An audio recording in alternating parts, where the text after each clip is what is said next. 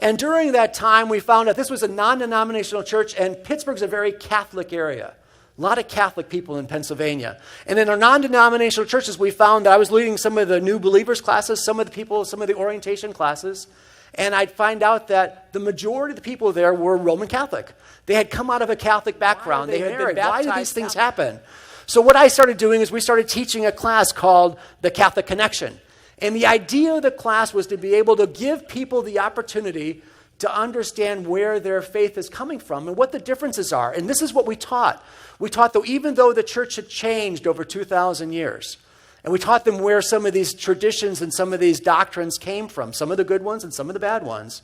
We taught them where they came from, but we said, here's the thing. At the heart of the church, we believe in the death, the burial, the resurrection, the second coming of Jesus Christ. You see, it's in the essentials we still have classes. The classes would actually grow. We started off with like 25 people, and the next week we'd have like 50 people, and the third week I'd have a Catholic priest in the front row. Woo. That's interesting. Hello. So I'd bring him up, and we'd encourage each other and stuff like that. And he didn't agree with everything I said, but he couldn't find fault in the history of the church and the history of their traditions.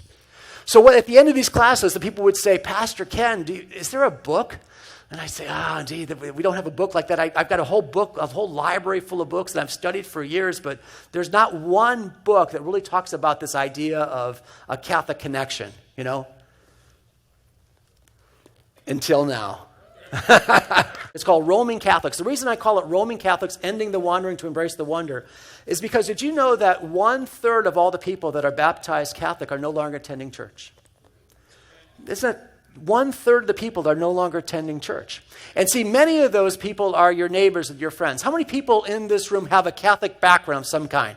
Look at that. Look around. Isn't that amazing? Put your hand down. Here's the good news, is that at its weakest moment, at its most difficult time, the words of Jesus were true. The gates of hell did not prevail against the church. The church continued to grow and prosper and adapted. We believe in the death, the burial, the resurrection, the second coming of Jesus Christ. You see, it's in the essentials we still have unity. So we taught that, and at the end of these classes, I taught these classes over a period of 14 years at 3 different churches.